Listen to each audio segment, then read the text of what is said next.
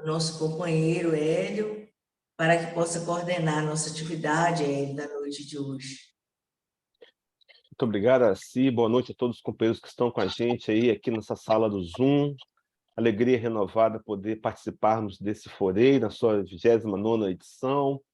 Uma honra poder colaborar com os companheiros. E eu fiquei pensando aqui, enquanto a Araci fazia a prece de intercessão, lembrando de que esse evento ele tem como finalidade primária consolar os corações, divulgar o Espiritismo, trazer para a gente que está presente aqui a paz, a harmonia, o conforto, renovar a esperança, a fé.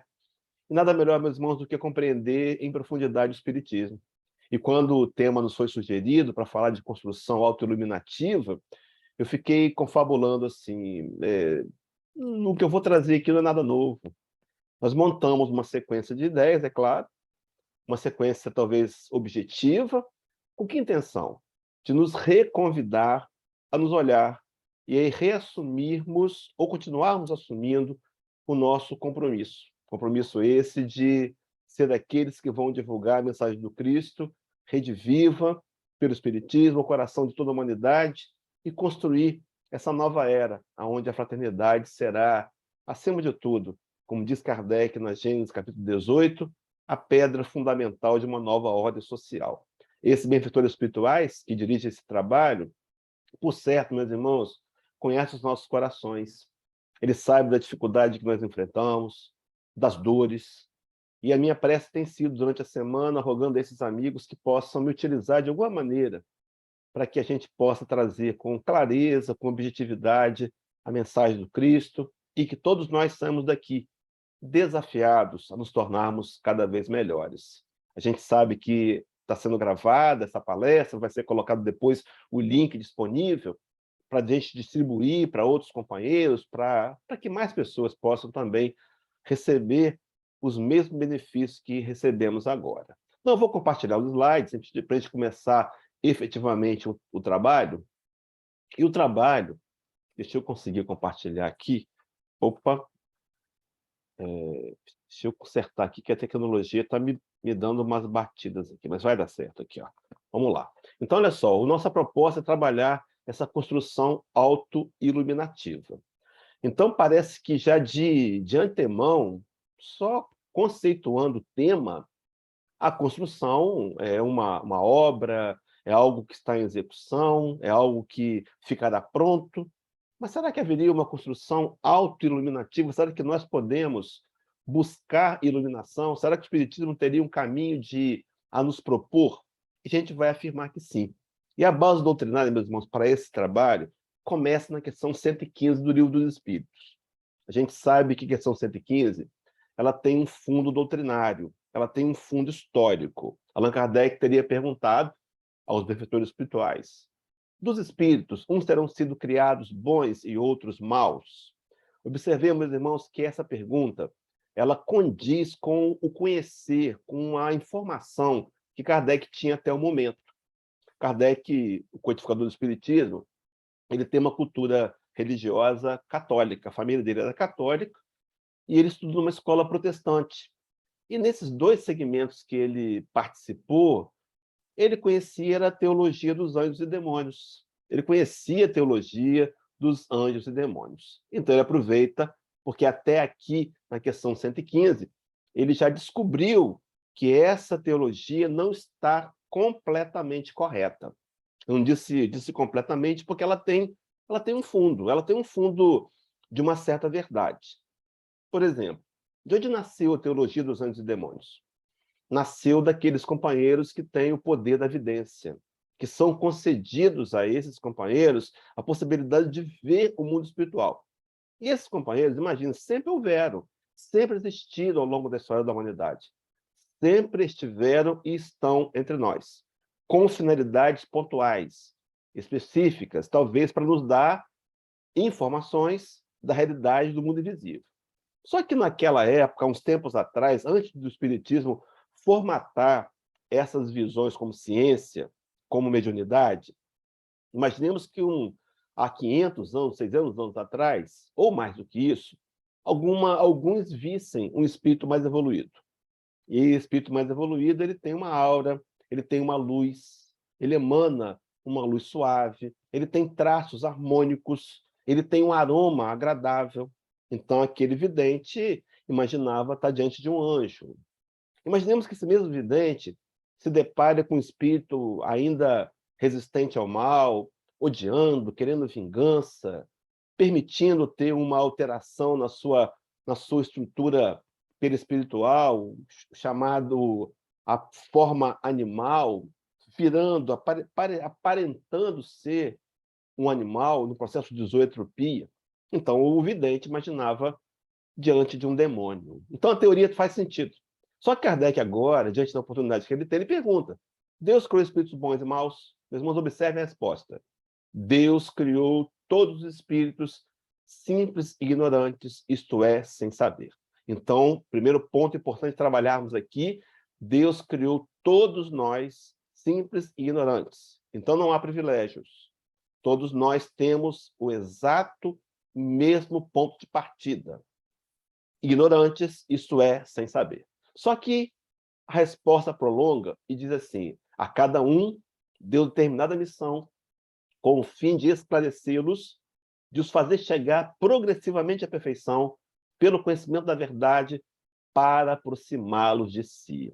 Talvez seja esse um dos textos mais consoladores do Espiritismo, meus irmãos. Observe que diante da proposta de uma missão, que a gente muitas vezes chama de dificuldade, de problemas, os amigos espirituais enxergam como uma missão, que tem como finalidade esclarecermos como espíritos imortais, para que possamos progressivamente alcançar a perfeição moral. E a perfeição moral está linkada ao aprendizado do amor. Quanto mais amamos, mais perfeitos ou mais próximos da perfeição nos tornamos. Mas veja bem, meus irmãos, com que intenção? Nos aproximar de Deus. Então, observe que a dificuldade, na visão espírita, deveria ser aceita com resignação, até mesmo com felicidade e alegria, porque essa dificuldade ela tem uma intenção profunda de nos aproximarmos de Deus. Interessante aqui lembrar, então, que um dia todos nós prosseguiremos para o progresso. Todo dia é um dia de trabalharmos um pouco mais, progressivamente, para atingirmos a perfeição moral. Eu vou dar um intervalo na questão 115 aqui, vou resgatar daqui a pouco, mas observe o que diz a questão 540. Allan Kardec está perguntando sobre a ação dos espíritos da natureza, e na parte final do comentário que o codificador faz, ele vai dizer assim: é assim que tudo serve. Na verdade, a resposta dos amigos espirituais, que tudo se encadeia na natureza, desde o átomo primitivo até o arcanjo, que também começou por ser átomo. Coloquei esse texto, fiz questão de trazê-lo, porque observe que, no primeiro momento, parece até uma certa incoerência. Átomo primitivo é um elemento material. Arcanjo, uma qualificação católica, que nós usamos também, que faz projetar uma ideia de um espírito mais evoluído. Então, matéria e espírito se misturam? Sim, se misturam, meus irmãos, e se misturam na encarnação, onde nós somos provados, somos testados, experienciamos dificuldades, lapidamos valores e ingressamos num passo mais firme e mais seguro em direção a conquistar a perfeição moral. Então, a nossa caminhada vai desde o ato primitivo até o arcanjo, que será, então, uma conquista moral do espírito. Voltando à questão 115, para criar essa introdução do nosso tema, a gente vai ver a parte final da resposta dada a Allan Kardec. Diz assim o texto: nessa perfeição é que eles encontram a pura e eterna felicidade. Então, observe que os embates da vida, as provas, as expiações, as dores, os pseudos problemas têm como intenção auxiliar o espírito imortal, que vivencia um mergulho na matéria, a fim de que ele possa conquistar a pura e eterna felicidade quando ele, em consequência disso, atinge a perfeição moral. Então, o nosso momento é de aperfeiçoamento moral. Deveríamos pensar e repensar algumas vezes se estamos aproveitando bem essa encarnação, meus irmãos. Até porque, nessa encarnação, nós temos a nosso favor um ingrediente que não tínhamos até então: o conhecimento espírita, que aprofunda e que traz de novo a essência do ensino de Jesus, nos desafiando dessa vez a usar melhor desse conhecimento para avançarmos em moralidade. Na sequência da questão 115, ainda vamos encontrar Allan Kardec indagando os amigos espirituais, e eu trouxe um recorte da questão 116, aonde Kardec pergunta: haverá espíritos que se conservem eternamente nas ordens inferiores? Kardec, meus irmãos, ele tinha como intenção trazer para a gente a informação da forma mais completa possível. E é por isso que as perguntas são sequenciais e em aprofundamento. Será que os espíritos poderiam ficar alguns nas ordens inferiores eternamente? E a resposta é não. Não. Todos se tornarão perfeitos. Meus irmãos, esse todos se tornarão perfeitos nos consegue fazer explicar, então, uma fala de Jesus que ainda não é muito bem esclarecida pela teologia convencional. É claro que os teólogos tentam explicá-la e não trazem um bom resultado. Aquela fala do Cristo em João 14, versículo 12, que diz que, na verdade vos digo, que aquele que crê em mim fará também as obras que eu faço e a fará maiores do que essas, porque eu vou para o meu Pai. Meus irmãos, nós faremos as obras que o Cristo fez, inevitavelmente as faremos quando atingirmos a qualificação moral dos Messias, dos Cristos. Allan Kardec, na Revista Espírita, que me foge agora a referência, Deus me perdoe, mas Allan Kardec, quando trabalha sobre os Messias, ele vai dizer que é uma categoria de espíritos que atingiram um nível moral onde eles se tornam infalíveis, mergulham no mundo das matérias sem nenhum risco de regredir, de falir, de cometer nenhum equívoco. Um dia, então, nós seremos um Cristo, inevitavelmente. Iremos nos aperfeiçoando para um dia atingir essa performance. No entanto, meus irmãos, observem, esse Cristo que nós seremos um dia, inevitavelmente, ele começa hoje. Ele começa hoje, nesse momento precioso da minha vida, onde eu posso repensar valores, onde eu posso escolher melhor, onde eu posso decidir, abraçar com disciplina, com dedicação, com comprometimento, a tarefa a qual nós somos designados, que é, através do progresso, atingir um dia a perfeição moral. Então, todos nós, meus irmãos, começamos assim. A escala começa no simples e ignorante, mas a nossa destinação é ser perfeitos. Eu coloquei esse gráfico, essa linha ascendente, mas, na verdade, essa linha ela tem altos e baixos, sempre levando-nos ao progresso. Às vezes, com uma aparente estabilidade, mas sempre, de acordo com a lei de progresso, o progresso é consecutivo e ele é constante. Então, hoje, meus irmãos, vivenciamos um momento de um patamar onde podemos voluntariamente escolher fazer investimentos para intensificar ações que possam nos ajudar a atingir a perfeição moral. E se a perfeição moral é aprender a amar, nós hoje podemos escolher amar.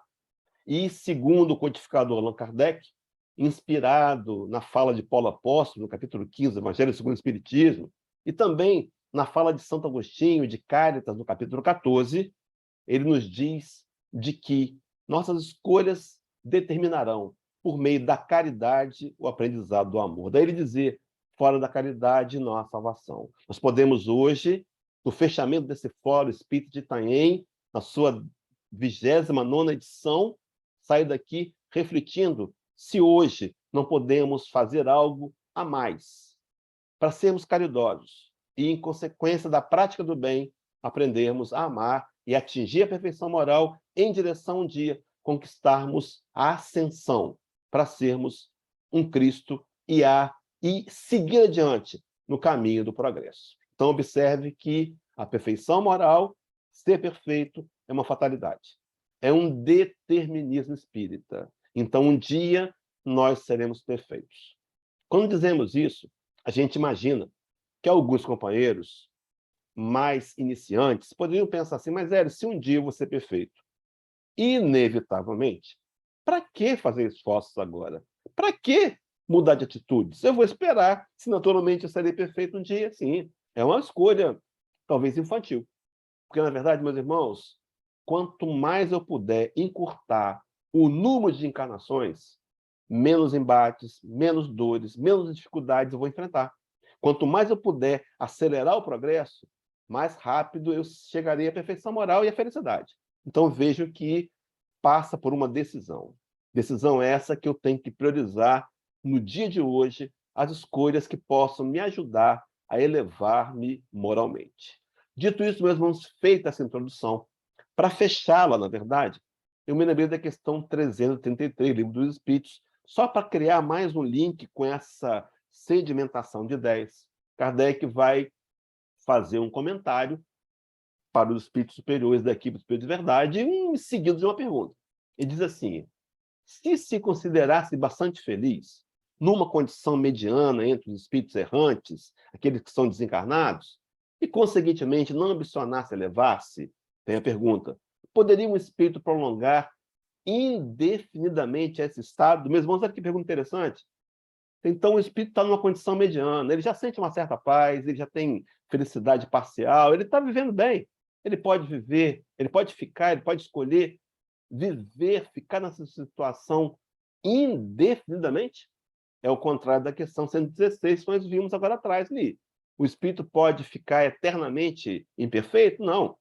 Também não vai ficar eternamente paralisado num determinado ponto. Veja que a resposta que Kardec recebe é assim: indefinidamente não. Cedo ou tarde, o espírito sente a necessidade de progredir. Todos têm que se elevar. Esse o destino de todos. Meus irmãos, esse o destino de todos. Esse o nosso destino. Então, um dia nós seremos perfeitos, nós nos elevaremos, chegaremos à perfeição moral e, em paralelo, alcançaremos a mais pura e verdadeira felicidade. Paulo de Tarso, quando ele vai introduzir o Cântico da Vitória, lá em Romanos capítulo 8, e o Cântico da Vitória eu tenho certeza que você conhece, é aquele que começa dizendo assim: se Deus é por nós, quem será contra nós? Ele introduz o Cântico da Vitória no capítulo 8, versículo 18, fazendo-nos ver a possibilidade de enxergarmos a realidade espiritual e validar a dificuldade do momento, da lapidação, da luta pessoal de aprimoramento moral. Ele diz assim: porque para mim tenho por certo que as aflições desse tempo presente não podem, não são comparadas, não são para comparar com a glória que em nós há de ser revelada. Paulo de Tarso nos fazia enxergar o futuro, o amanhã, como promissor. Quanto mais, meus irmãos, investirmos nessa capacitação do espírito, nessa tomada de consciência imortal, mais rapidamente conquistaremos a paz e vislumbraremos o que Paulo já via, essa glória a ser revelada em nós. Se você buscar no livro Paulo Estevão, talvez você ache uma incoerência aparente entre esse versículo de Paulo e o seu final. Sim, no capítulo 10, segunda parte de Paulo Estevão, vamos encontrar o velho discípulo sendo sacrificado, tendo quase que a cabeça decepada do corpo e morrendo tragicamente. Mas o que Paulo está dizendo no versículo 18 do capítulo 8, ele mostrava o que nos aguarda no plano espiritual. Então, meus irmãos, as dores de hoje, as dificuldades de hoje, os problemas, os desafios vencidos nos prepararão, nos robustecerão como espíritos para enfrentar novas lutas até um dia atingir a perfeição moral. Pois bem, queridos, se a perfeição moral é uma destinação, nós podemos perguntar, e essa pergunta é guia da palestra daqui para frente: como então alcançar essa meta? Antes de dizer, eu vou trazer 4 pontos que nós podemos trabalhá-los. Não serão pontos fáceis de fazê-los, mas fáceis de compreendê-los. Mas antes de introduzir os 4 pontos para essa construção autoiluminativa, eu queria me lembrar de Paulo mais uma vez. Paulo de Tarso, escrevendo na carta aos Filipenses, capítulo 3, versículo 13 e 14, ele vai, o que eu chamei aqui de meta, Paulo vai chamar de alvo. Como é que podemos, então, alcançar esse alvo? Mas que alvo é esse? O alvo, diz assim Paulo: irmãos, quanto a mim, não julgo ter Não julgo que haja alcançado. Meus irmãos, eu fico imaginando se Paulo de Tarso, o apóstolo dos gentios, se Paulo de Tarso, espírito de elevada moralização, declara não ter alcançado, eu fico imaginando, meu Deus, o que será de nós? O que será de nós se não abraçarmos, se não tomarmos o arado da luta pessoal para lapidar os nossos corações? O que será de nós? Mas ele prossegue dizendo, mas uma coisa faço, e é que, esquecendo-me das coisas que atrás ficam, deixa para trás o passado, e avançando para as que estão diante de mim, ele diz assim, prossigo para o alvo, pelo prêmio da soberana vocação de Deus em Cristo Jesus. Meus irmãos, o alvo, a meta, repetindo mais uma vez, é atingirmos a performance moral de Jesus. Quando Allan Kardec vai fazer um comentário, a questão 625, você vai se recordar comigo, para mim, a mais importante questão do Livro dos Espíritos, 625. Kardec perguntou, qual o tipo mais perfeito que Deus tem oferecido ao homem para lhe servir de guia e modelo? Vale a pena aqui ressaltar que o tempo do verbo é presente. Deus está oferecendo agora. Qual o tipo? E a resposta, Jesus. A menor do livro, mas a mais importante do livro. Nós, espíritas, meus irmãos, somos cristãos. Talvez os cristãos com o conhecimento mais atual do pensamento religioso, o que não nos faz melhores que os outros. Pelo contrário, nos faz mais responsáveis, porque temos o conhecimento para dividir e expandir com todos os irmãos da humanidade. Só que essa pergunta respondida, Kardec faz um comentário. E o comentário da questão 625, vou colocar na tela, o codificador diz assim, para o homem, Jesus constitui o tipo da perfeição moral que a humanidade pode aspirar na Terra. Então, de sã consciência, podemos estar convictos de que podemos um dia querer, e devemos agora começar a querer, ser iguais a Jesus. De imediato, num instante? Claro que não. Exigirá de cada um de nós, por certo, algumas encarnações ou muitas encarnações a fim de nos tornarmos espíritos melhores que alcancem, então, esse patamar de evolução moral. Então, o Cristo, ele é nos oferecido como modelo e guia para a humanidade, e o desafio, meus irmãos queridos, é que ele seja o nosso guia e o nosso modelo. Eu posso escolher pessoalmente, eu posso decidir, a partir de agora, tentar me inspirar no comportamento do Cristo da Terra, do nosso governador, para que esse comportamento me auxilie no meu trabalho individual de auto-melhoramento. Mas o comentário de Kardec ainda é desdobrado quando ele vai dizer assim, Deus nolo ofereceu Jesus como o mais perfeito modelo. E a doutrina que ensinou a expressão mais pura da lei do Senhor. Porque, sendo ele o mais puro de quantos tem aparecido na Terra, o Espírito Divino o animava. Se você buscar na literatura paulina, você vai encontrar, me foge agora qual é a carta, eu acho que é a carta a Timóteo, onde Paulo dizia que Jesus é o intermediário entre Deus e os homens. Jesus, o médio de Deus, ele dizia assim, há um só mediador entre Deus e os homens, Jesus Cristo, homem. Veio representar a lei de Deus e veio nos ensinar essa lei de Deus, a fim de que, lançando mão da lei de Deus, possamos encontrar a perfeição moral e chegar à felicidade. Deixa eu só pontuar, me lembrei aqui da questão 614, onde Allan Kardec está falando sobre lei de Deus, sobre lei natural, está inquirindo os benfeitores espirituais e pergunta-lhes assim, o que é a lei de Deus? Os benfeitores respondem, a lei de Deus é a lei natural.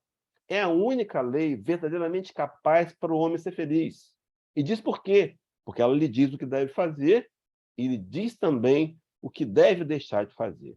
E arrematam assim, e o homem só é infeliz quando se afasta das leis de Deus. Meus irmãos e minhas irmãs, de uma vez por todas, com a mente aclarada pelo Espiritismo, felicidade não é bens materiais, não são bens materiais, não é beleza, não é status, não é saúde.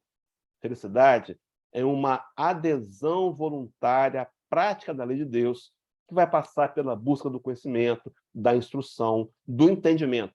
Mas à medida que eu entendo, que eu compreendo a lei de Deus, e eu procuro aplicá-la à minha vida, o resultado disso é acelerar a evolução moral, e o resultado disso também, em consequência disso, é atingir a verdadeira felicidade. Então, meus irmãos, como então alcançar esse alvo? Como alcançar essa meta? Fazendo a construção autoiluminativa. Bom, meus irmãos, tudo respondido, podemos encerrar a palestra aqui? Não, não, não, não. Nós temos 4 sugestões de como podemos fazer para a construção autoiluminativa. A pergunta é essa, talvez essa sim a mais importante da palestra. Então, para começar, trazer os 4 pontos que eu quero realçar aqui com os companheiros, e como disse no começo, nada novo, tudo muito conhecido. Mas quem sabe, nessa noite, inspirados pelos benfeitores amigos que coordenam o Forei, e a gente não consiga deixar, se permitir, se sensibilizar com a mensagem e tentar transformá-la em ações vivenciais. Mas Emmanuel, no livro Consolador, na questão 221, que depois eu quero atrelar a 204, Emmanuel pergunta assim: a análise pela razão pode cooperar de modo definitivo no trabalho de nossa iluminação espiritual? A gente sabe que o livro O Consolador ele tem uma construção peculiar. Já em Uberaba, Chico Xavier levava a Emmanuel perguntas feitas pelos companheiros da congregação espírita cristã. E os companheiros, e Emmanuel respondia as perguntas. E, claro, que alguém anotava a resposta. E depois de algum tempo de perguntas e respostas, criou um certo volume de perguntas, de material, e Emmanuel resolveu escrever o Consolador. Só que o que Emmanuel faz? Ele, para dar corpo à obra, ele faz perguntas de próprio cunho que ele próprio responde. Então, todas as respostas do livro pertencem a Emmanuel, mas nem todas as perguntas. Essa, por exemplo, eu não sei se foi os companheiros, se foi o próprio Emmanuel, mas o fato é que ele está perguntando se essa análise racional pode cooperar com a evolução espiritual, com a iluminação. E a resposta que Emmanuel dá é assim: é certo que o homem não pode dispensar a razão para vencer na tarefa confiada ao seu esforço no círculo da vida. Então, Emmanuel está se recordando da questão 115, 132, 196. Depois os companheiros consultem aí no Livro dos Espíritos, aonde é dito com clareza intensa que a nossa missão é alcançar a perfeição moral. Meus irmãos, vou repetir. E hoje é o dia mais importante desse trabalho.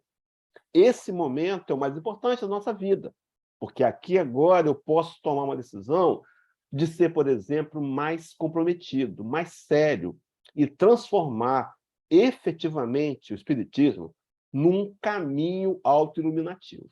Mas observem comigo, meus irmãos, dito isso, que é importante manter a razão, o Emmanuel prossegue e conclui dizendo assim: reconhecemos, pois, que na atualidade do orbe, toda a iluminação do homem há de nascer, antes de tudo, do sentimento. Então, observe que a razão, a lógica racional, a percepção de que eu entendo que preciso priorizar as questões espirituais e morais em detrimento às materiais, só que esse trabalho deverá me levar à conquista de sentimentos, sendo o mais nobre de todos, o amor que temos que vivenciar.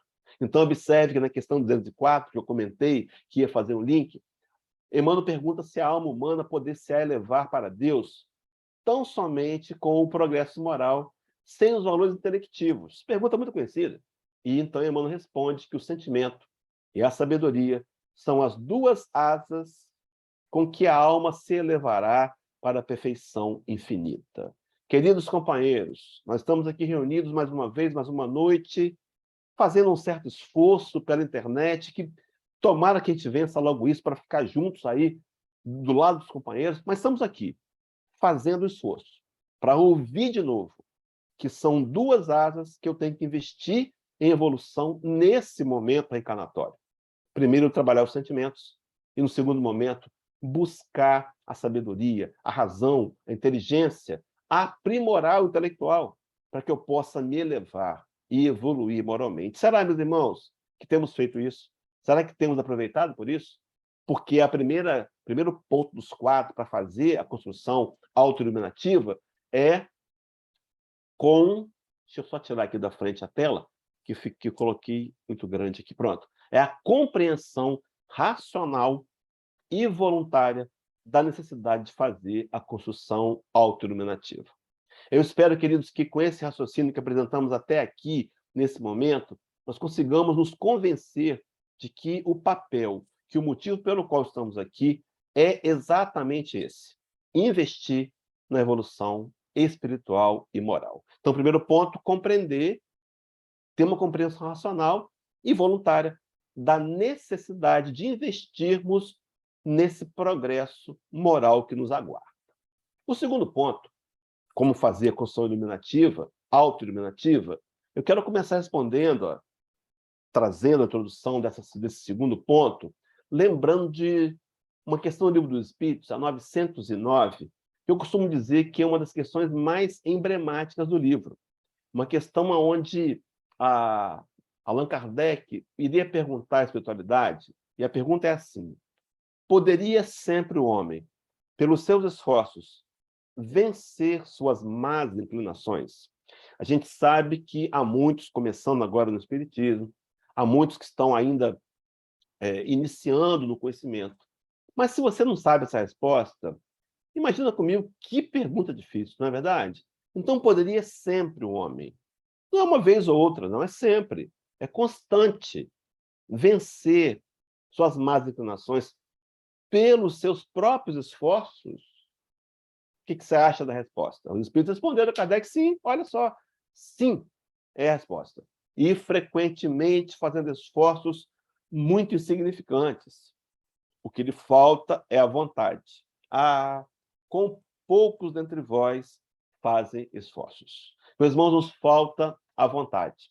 Talvez a vontade de acionar essa força interior que começa com a compreensão da necessidade racional de que eu estou no planeta para desenvolver virtudes morais. Não vim aqui em busca de patrimônio material, porque esses patrimônios eles perecem, eles mudam de mão, eles não são o patrimônio mortal. Na verdade, o patrimônio imperecível são a aquisição de virtudes, de valores morais, que passa pelo embate pessoal, o que Paulo de Tarso chamaria de um bom combate, aonde combatemos amorosamente a nossa inclinação a acreditar que somos seres materiais para investir efetivamente na conquista das virtudes imperecíveis. Quando eu encontrei essa questão da vontade, da resposta dos amigos espirituais, me lembrei de Leon Denis, no livro O Problema do Ser, do Destino da Dor, na sua parte terceira, que traz no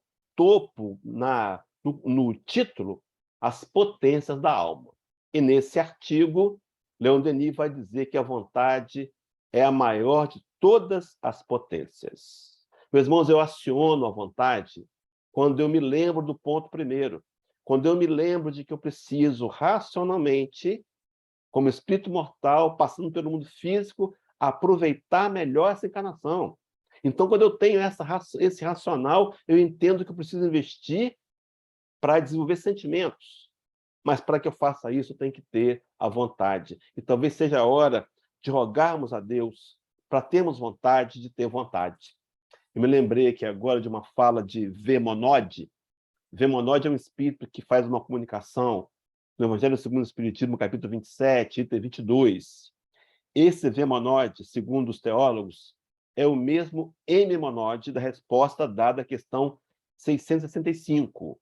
Esse Ememonode, ele é um pastor protestante. Veja, meus irmãos, um pastor protestante colaborando na codificação espírita. Então, na questão, no livro do Evangelho segundo o Espiritismo 27, item 22, Vemonode faz uma pergunta crucial. Ele nos pergunta assim: o que tendes pedido a Deus? Já vos tendes lembrado de pedir a vossa melhoria moral? E diz mais: pedi melhoria moral e vereis que torrente de bênçãos se derramará sobre vós. Meus irmãos, quando eu peço algo material a Deus, Deus me escuta. A minha oração é analisada, se eu mereço, se aquilo é bom para mim, mas quando eu peço progresso moral, imediatamente somos ouvidos. Um amigo liga para falar daquele assunto, eu encontro um livro, eu acho uma live na internet, que nunca mais eu reencontro aquela live, mas ela me diz exatamente aquilo que preciso ouvir. Porque o grande objetivo da vida, meus irmãos, é conquistar as virtudes do espírito mortal. Então, observem que para fazer a reforma autoiluminativa, no segundo momento, eu preciso ter percepção da possibilidade de conquistar de fazer essa construção iluminativa. Mas eu preciso ter uma percepção que é despertada. Eu preciso, cada vez mais, alimentar a minha fé, despertar a minha fé e entender que o motivo pelo qual estou aqui foi vir em busca de progresso. Capítulo 14, item 9, Evangelho segundo o Espiritismo, mensagem de Santo Agostinho, dizendo que o Espírito vem do espaço para progredir. Eu posso despertar essa percepção, eu posso entender essa possibilidade, quando, de alguma maneira, eu me esforço para alimentar a minha fé. É interessante que, trazendo Paulo de Tarso mais uma vez, e Paulo de Tarso desencarnado, agora na codificação de Kardec, assina Paulo apóstolo, mas Paulo de Tarso diria, na carta aos Romanos, capítulo 10, versículo 17, que a fé vem pelo ouvir e ouvir a palavra de Deus. Talvez seja capítulo 10, versículo 15, eu me confundi. Mas a fé vem pelo ouvir. Meus irmãos, viemos aqui essa noite para alimentar nossa fé. A fé na esperança de dias melhores.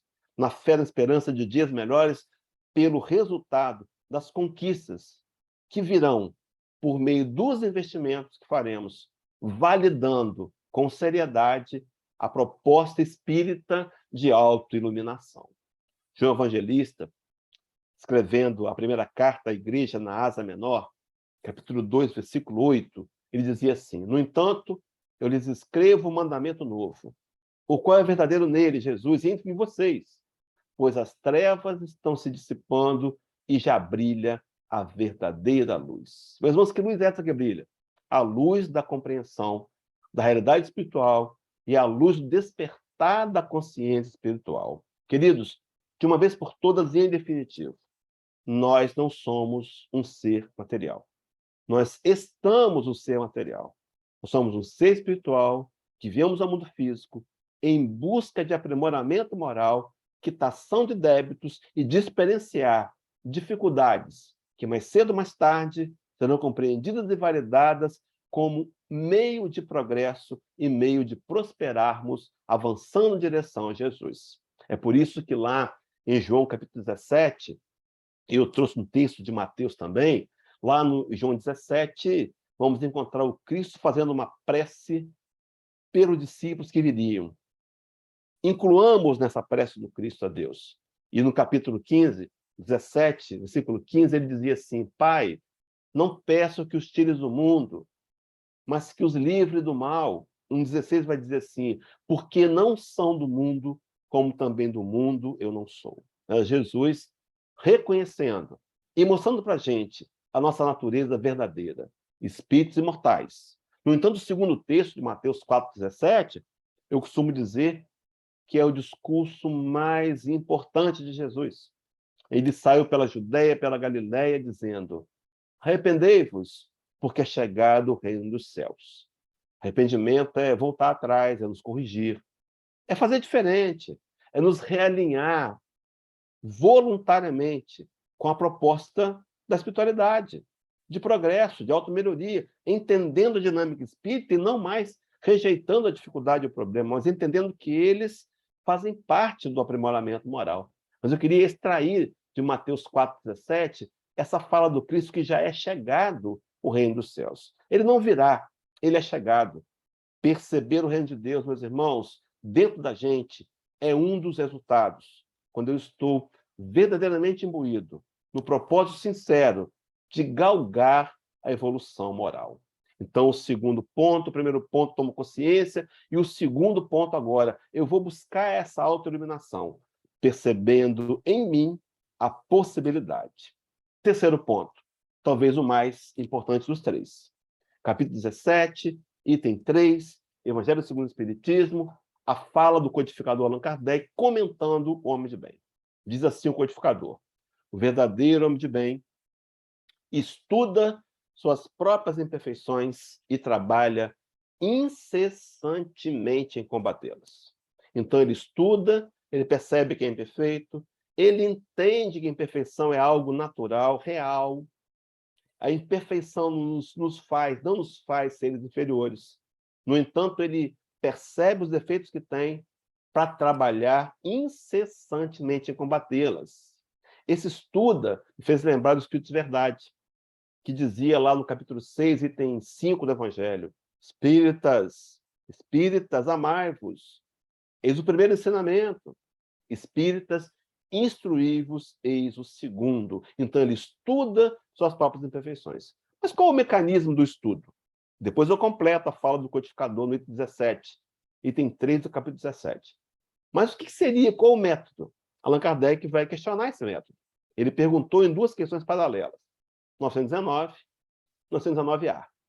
919 ele perguntou assim: qual o método mais prático e mais eficaz que tem o homem de se melhorar nessa vida e de vencer a sua inclinação ao mal? Meus irmãos, Kardec quer saber o método mais prático e mais eficaz. Quem responde, representando a equipe Espírito de Verdade, é Santo Agostinho. Meus irmãos, vejam bem, um pastor protestante lá atrás, agora um santo católico. Meus irmãos, não há rótulos, não há denominações. Há uma doutrina de Jesus a ser aderida e vivida para que a gente possa conquistar a perfeição moral e encontrar a felicidade. Então, Kardec ouve de Santo Agostinho que o método é o autoconhecimento.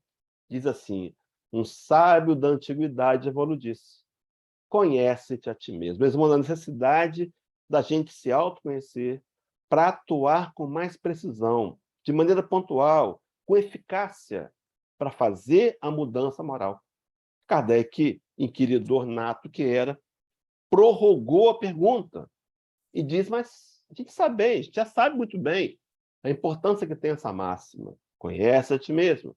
Mas como nós podemos fazer efetivamente para nos autoconhecer? E Santo Agostinho respondeu: primeiro, reserva um momento do seu dia para passar em revista o seu comportamento e descobrir qual o sentimento motivador do seu comportamento. E assim eu vou percebendo, por exemplo, a inveja, vou recebendo uma inclinação à maledicência, vou percebendo também virtudes morais. E agora, me conhecendo, eu vou saber aonde que eu tenho que trabalhar de maneira mais pontual e mais intensa. Mas ainda, Santo Agostinho traz um outro, ele traz um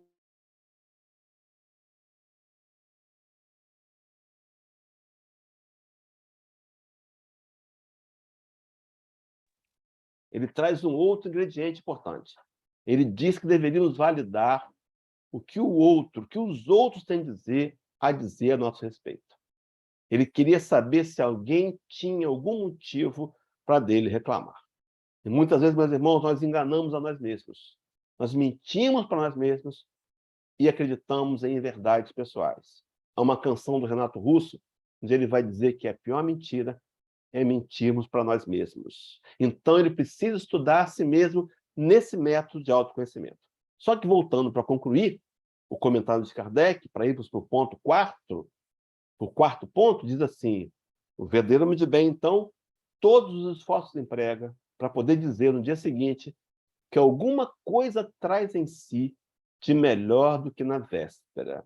Esse pensamento de Kardec, alguém muito sabiamente transformou numa frase paralela, que diz assim: o verdadeiro homem de bem é aquele que hoje procura ser melhor do que foi ontem, mas amanhã ele haverá de procurar ser melhor do que foi hoje.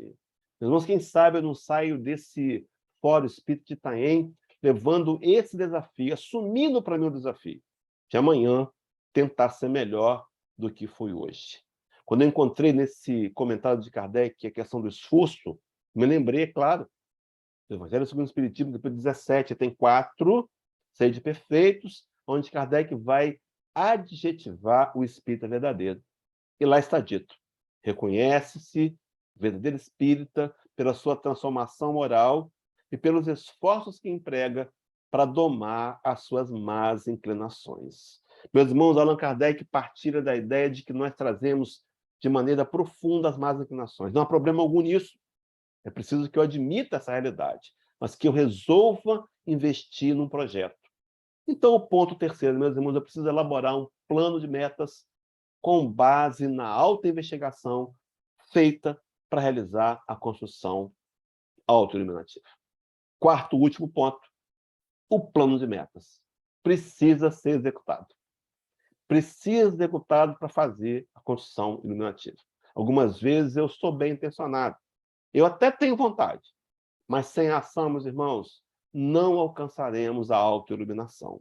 Há uma história que se conta, eu quero já de antemão avisar os companheiros que essa imagem na tela é uma pegadinha, mas conta a história que haviam 3 rãs em cima do galho de uma árvore. Uma das rãs decidiu pular. E a pergunta é, quantas rãs ficaram? Ficaram 3.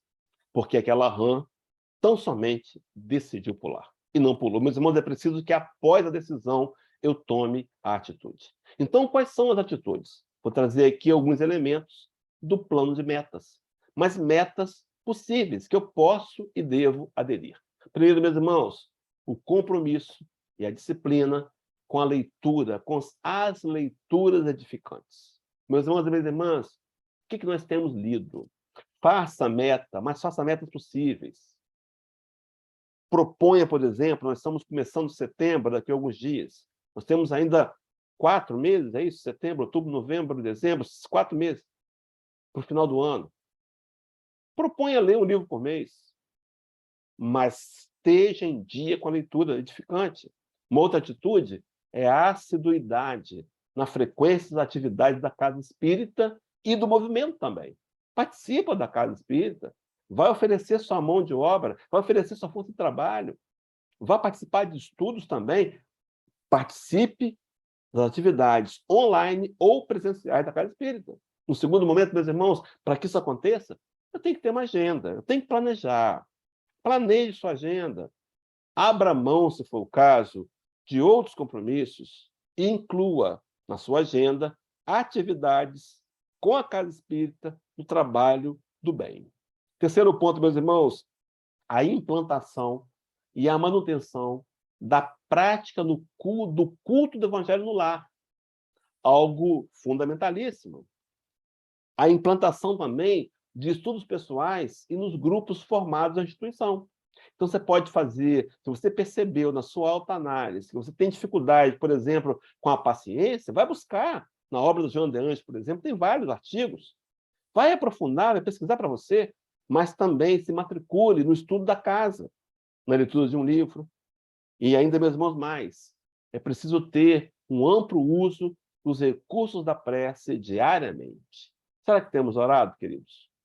Reservamos um dia para um momento do dia, ou vários momentos, para nos interconectar com Deus através da prece. E, por fim, meus irmãos, o esforço intenso e sincero para aplicar no dia a dia as lições do Evangelho. Talvez seja esse o maior desafio de todos. Desafio esse que Tiago, apóstolo de Jesus, que ficou em Jerusalém, teria nos revelado, nos apresentado na primeira carta, na carta que veio à igreja de Jerusalém, capítulo 1, versículo 22, onde ele vai dizer assim: tornai-vos, pois, praticantes da palavra e não somente ouvintes, enganando-vos com falsos discursos. Meus irmãos, tornar praticante da palavra. Será que nós temos, de alguma maneira, conseguido esse objetivo? Sim, porque tornar é algo que dá a ideia de estar em andamento. Tornar é nos colocar de novo naquele processo, onde a gente começa como simples ignorantes, mantendo o foco possível de alcançar um dia a perfeição. Meus irmãos, e esse projeto em andamento, ele tem como dia mais importante o dia de hoje. E ele tem um momento como mais importante, o momento do agora. É preciso que aproveitemos e façamos nossa construção autoiluminativa. É preciso que a gente saia daqui decididos, meus irmãos, a pelo menos pensar conosco mesmos, analisar a nós mesmos e tentar avaliar o nosso nível de autossinceridade e de autohonestidade. E nos perguntar por que ingressamos no Espiritismo. Com que intenção? Vemos em busca de paliativos? Sim, podemos até encontrar, meus irmãos, uma cura de uma doença física, podemos encontrar um consolo para a morte de um ente querido, podemos encontrar, mas podemos entender também que mais que isso, o Espiritismo tem como intenção nos ajudar a encontrar a verdadeira felicidade quando compreendemos as leis divinas e procuramos transformá-la em atitudes do nosso dia a dia. Eu quero concluir com um diálogo entre o Espírito de Verdade de Jesus, perdão, meus irmãos, o Espírito de Verdade de Kardec, no livro Obras Póstumas, aonde o codificador é inquirido pelo benfeitor maior, que irá questioná-lo sobre a sua decisão em codificar o Espiritismo. E nesse diálogo, o benfeitor espiritual diz a Allan Kardec: previno-te que é rude a tua missão, pois está nela. Ela pode abalar e transformar o mundo inteiro. Meus irmãos, será que temos consciência do material que temos em mãos? Será que temos consciência desse agente potencializador de conquistas morais? Será que eu tenho aproveitado no máximo essa doutrina capaz de transformar e abalar o mundo inteiro, abalando o meu mundo íntimo e transformando o meu mundo íntimo? Meus irmãos, saímos daqui levando a esperança em dias melhores, sabendo com convicção e certeza que o que nos aguarda são dias esplendorosos de luz, mas que esses dias chegarão a partir da decisão que tomarmos hoje, da nossa postura, da minha maneira de me colocar e de transformar essa doutrina em algo verdadeiramente transformador, aonde eu vou lançar mão de conhecimentos para aplicá-los primeiro em mim, a fim de que, dando um passo adiante na evolução e no progresso, eu atinja mais tarde a verdadeira luz e o processo de iluminação aconteça dentro de mim. Então, que Deus possa nos abençoar nesse momento. Eu reconvido a Araci para reassumir aí o posto.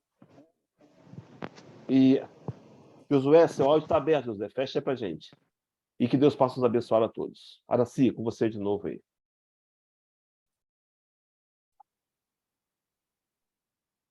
Pois não, Hélio. Então, neste momento, nós estamos recebendo aqui, né, já alguns comentários, umas reflexões maravilhosas que foram trazidas, né, com esta belíssima explanação. Então, a nossa gratidão a Deus por esse momento tão precioso em nossas vidas. Eu queria ver, Aldri, com você, se Mike deu alguma posição. O Mike, Dona Nil me informou aqui no grupo que acho que ele está sem internet no momento, então vai ficar impossibilitado de fazer essa apresentação. Ah, entendi. Certo. Então, nós vamos continuar a nossa atividade, né, antes dos nossos agradecimentos finais, porque nós vamos ter, então, uma apresentação artística, né, de um vídeo que foi gravado com muito carinho, com muito amor, dedicação, pela Juventude Espírita Joana de Ângeles, né, aqui de Itaém, e na coordenação da nossa companheira Thaisa e sua constelação familiar. Então, pedimos a Alden, então, para colocar o vídeo, porque aí, após, nós faremos a nossa prece final. Com você, Aldo.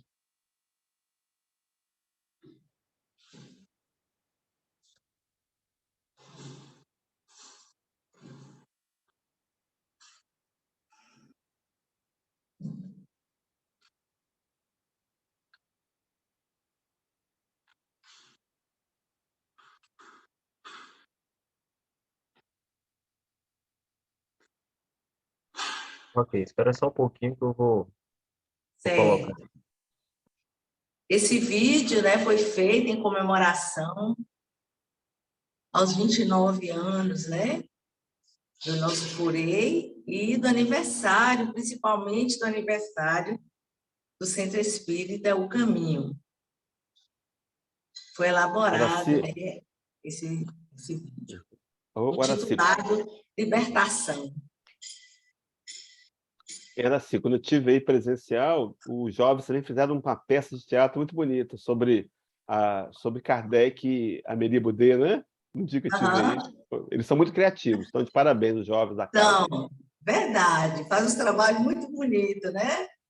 É muito boa a participação da juventude, trazem coisas novas, né?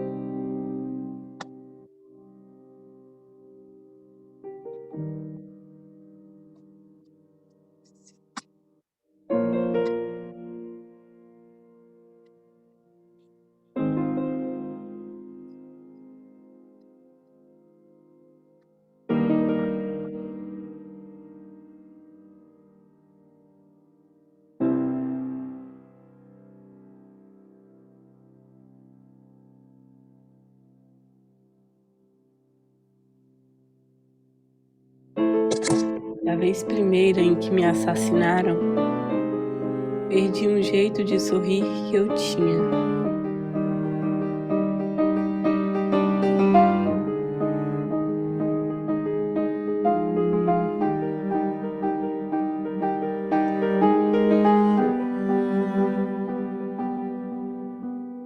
Depois, a cada vez que me mataram, foram levando qualquer coisa minha.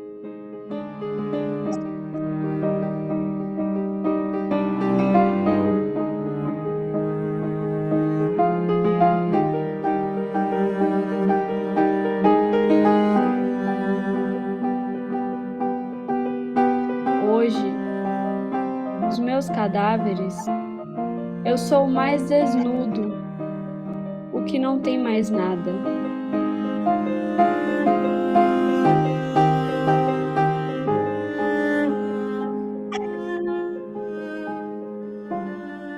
Arde um toco de vela amarelada, como o único bem que me ficou.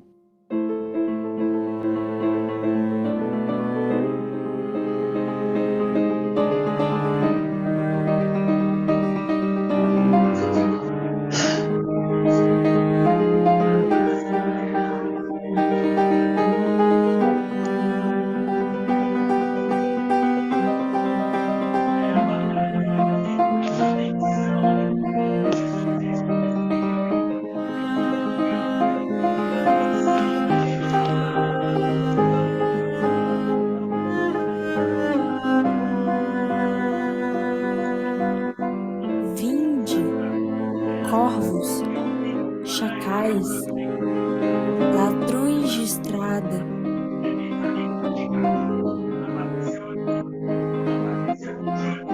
Pois dessa mão, avaramente adunca,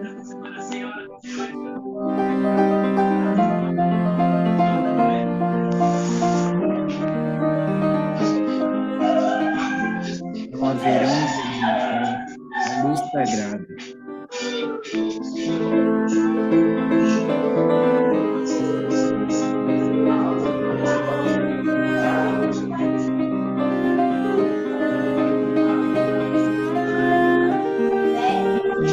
Já vai, você?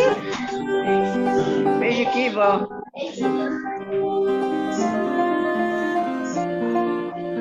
Aves da noite,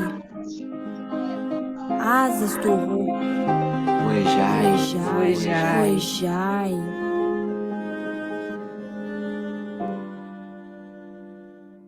Que a luz trêmula e triste, como um ai,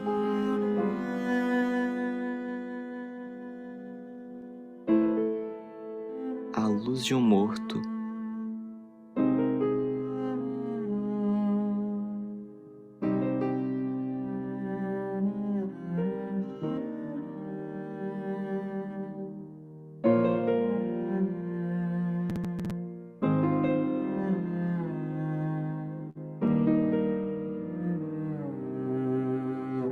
não se apaga nunca.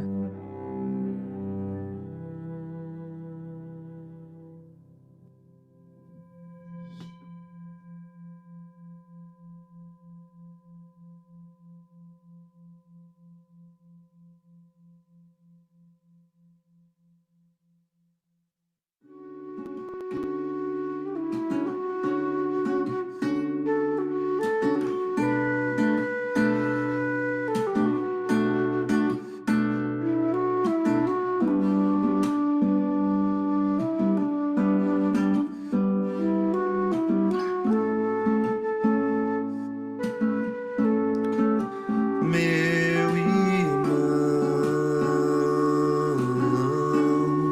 tuas preces mais singelas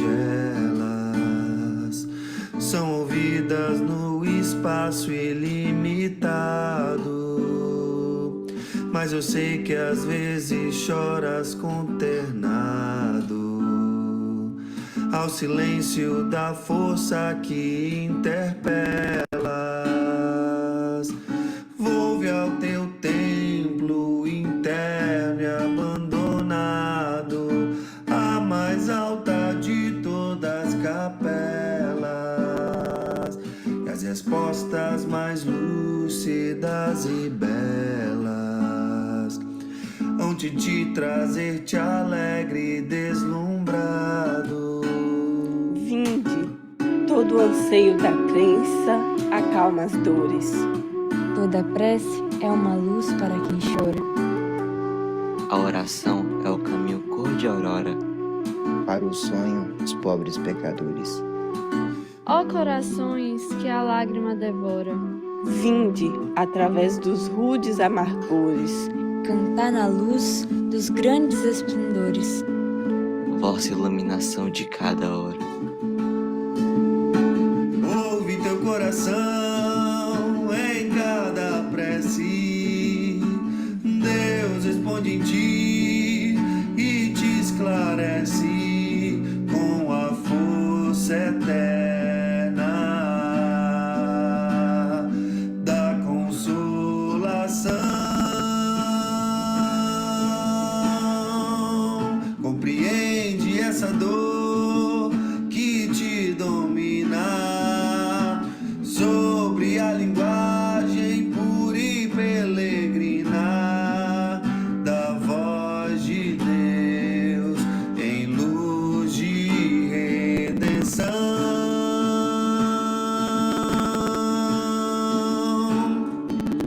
Da voz de Deus em luz de redenção.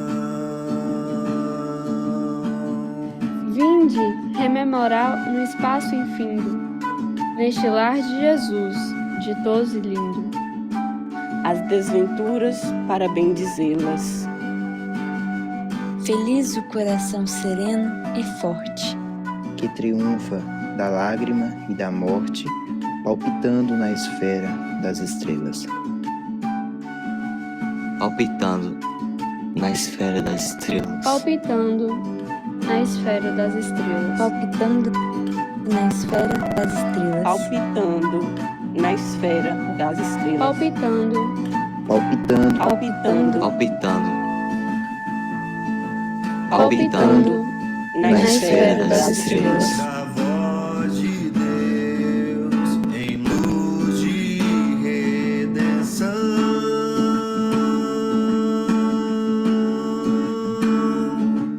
Da voz de Deus em luz de redenção.